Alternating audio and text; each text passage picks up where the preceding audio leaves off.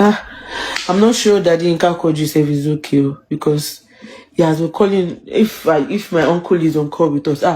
Yinka Quadri ló pè mí jẹ́ pé padà. He will cut again.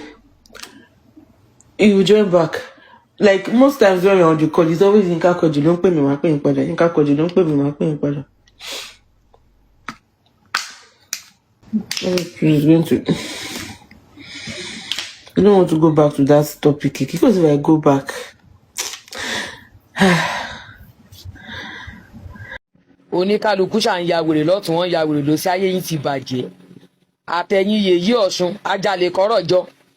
àtẹ̀yìn oníṣègùn nínú Islam tó yẹ pé kẹ́nìkan má ti kú báyìí ni bẹ́ẹ̀ ṣe nígbà tí Allwell náà nìyẹn ẹ tún ṣe nígbà tí Tọ́pẹ́ Ọ̀ṣọ́bà ẹ tún ṣe ń sìn nígbà tí Tògògó ẹ mọ̀ pé ó yẹ kẹ́ ẹ preach nípa ọ̀rọ̀ kánsà tẹ́lẹ̀ because ọ̀rọ̀ yóò tẹ̀ kí máa ń yé mi oníkálukú yín wá di tíṣà òjijì lórí ọ̀rọ̀ Ògògó kò ní dáa fún yín bẹ́ẹ̀ lẹ́mí ni màá ní gbọ́rọ̀ mi ẹ bá mi share fídíò kó díẹ̀ ayé yìí ti bàjẹ́ cancer stage 4 kódà kó jẹ́ stage 1 àmọ́rú yín náà ẹ̀ ń ṣe èrè ni ẹ̀ dẹ̀ máa lo any small opportunity ẹ̀ dẹ̀ máa kí ló dé náà ṣé ìgbàrúmọlẹ̀ tó pè yín àbí ànábì tó pè yín àbí Jésù tó pè yín kan tó ní kẹ́ máa ṣe nìyẹn ẹ̀ dẹ̀ tí mo rú nǹkan tó lè dé bẹ́ẹ̀ yín náà lọ́la any small thing ẹ ti sọ di nǹkan míì bá mi ṣe kíní bá mi ṣe kíní kan olùṣàánà àwọn náà wà lọ róṣọ white wọn kó sí tẹ́rù wọn fi fítà bójú jẹ́ wọn bọ́ ta wọn ṣe rádaràda wọn bá wọn ṣe ẹ̀kọ́ dọ́dún Ògògó oníkálukú wá di lecturer wọn di teacher lórí ọ̀rọ̀ Ògògó àyínfà ayé tí ń ṣe yín. Ìgbà tí mo sọ̀rọ̀ ní ìjẹta ó dàbẹ̀ ni pé àwọn èèyàn tí ò understand wọ́n fi pé ọ̀rọ̀ tí mò ń sọ̀rọ̀ tí ò make sense ni mo tiẹ̀ gbọ́ pé àáfàá yẹn mo gbọ́ pé àwọn èèyàn ń pè mí pé ṣé mò ń bá wọn jà ní kí ló ṣẹlẹ̀ mi ò bá yín jà o nǹkan tí mò ń sọ níjọ́ yẹn òun ni kíra bọ́ síta tó wá sọ ẹ̀ torí intẹ́yìn ṣe wẹ́rẹ́ yẹn in fact ó lè pa àwọn ẹlòmíì ṣáájú ẹni tí nǹkan ń ṣe gan lọ ẹ gbọ́ nǹkan tó sọ pé ó ṣẹlẹ̀ sí Big Daddy àwọn látìgbà tí wọ́n ti gbọ́ nǹkan tẹ́ sọ ẹ gbọ́ gbogbo nǹkan bọ́mọ yẹn ṣe ń feel bọ́ ṣe ń feel yẹn intẹ́yìn wá sọ yẹn wọ́n tiẹ̀ lè má fọkàn sí rárá but ẹ gbọ́ tó ṣe sọ pé ṣé ẹ̀ ń try láti make things worse fáwọn ni at that point sókọ̀ ọ̀rọ̀ tútù ni wọ́n ní kò tiẹ̀ sẹ́ni tó yẹ kó disclose nǹkan kí nǹkan tó ń ṣẹlẹ̀ sí wọn but àwọn èèyàn ń béèrè pé ṣé mò ń bá yín jà mi ò bá yín jà o àwọn èèyàn mi ò wo nǹkan tẹ àwọn èèyàn ní kí ló mi ò bá yín jà èmi ti sọ ti tèmi mo dẹ̀ ti move on àwọn tó bá ní ọpọlọ tó mọ̀ wọ́n mọ̀ wípé mo ní kinní pé nǹkan tí mo dẹ̀ ń sọ all right tí n bá fẹ́ bá yín jà àbí tí n bá fẹ́ ṣe nǹkan mo mọ̀ a lot of things ó yẹ kẹ́ mọ̀ pé mi ò kí ń ṣe olódo mo mọ̀ nǹkan tí mo lè ṣe now keyboard àti computer mi ló máa sort it out mo mọ̀ àwọn tí mo lè kọ sí mo mọ̀ nǹkan tí mo lè kọ mo mọ̀ question gan tí mo lè ní kí wọ́n bi ẹ̀yin pẹ̀lú nǹkan tẹ́ gbé dání gan pé àwọn nǹkan wo lẹ ṣe mọ̀ but èmi ò sí fún gbogbo yẹn àwọn èèyàn sọ̀rọ̀ àwọn èèyàn pè mí mi ò bá yín jà o mi ò bá yín jà o mo sọ ti tèmi ni tó dẹ̀ right mo dẹ̀ ṣe máa sọ and for those people tó ń sọ pé ò ṣe lọ pé nínú yín nǹkan ti ṣẹlẹ̀ lórí Facebook yẹn kò tí ì lè ju a week lọ ẹni tó bá gbọ́ show yà á mọ̀ ó ṣeé ṣe kí bọ̀bọ́ yẹn jáde kó ní òun ló ṣẹlẹ̀ sí when I saw the show I called him privately and I told him ó dẹ̀ dúpẹ́ lọ́wọ́ mi but this kind of thing ó yẹ kéèyàn sọ so that other people will learn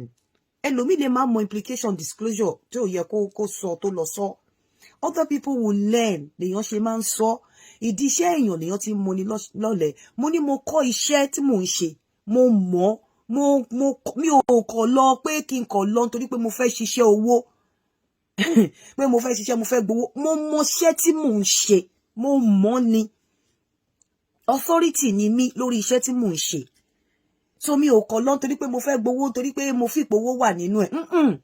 ẹ dẹ̀ mọ̀ yàtọ̀ láàrin ẹni tó ń gbowó àtẹni tó mọ nǹkan tó ń ṣe you understand. ẹ̀yin èèyàn mo fẹ́ ká jọjọ wo fọ́nrán tí mo mú wá sórí ìkànnì mi ò fẹ́ gbà wá lákòókò rárá bí wọ́n ṣe yànnàná ẹ̀ mo fẹ́ ká jọjọ gbọ́ ntẹ́yìn náà bá ní lérògbà tẹ́ fẹ́ sọ sí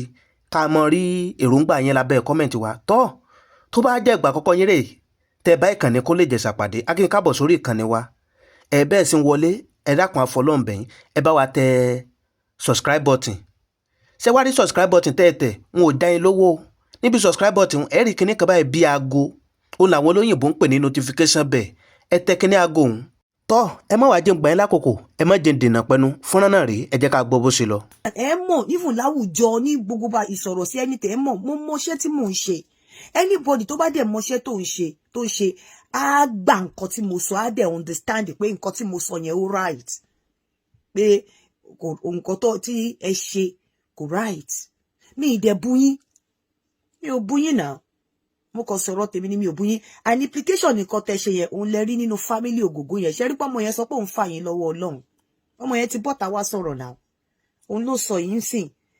òun ó ti bọ́ta wá sọ̀rọ̀ implication nǹkan tẹ́ ṣe èèyàn kì í ṣe bẹ́ẹ̀ nǹkan tí mo sọ nìyẹn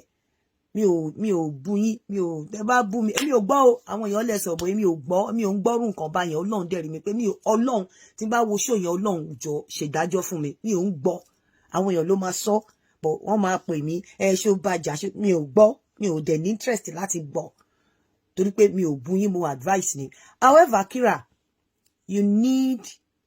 a stable mental health for you to be able to look after your dad and your child.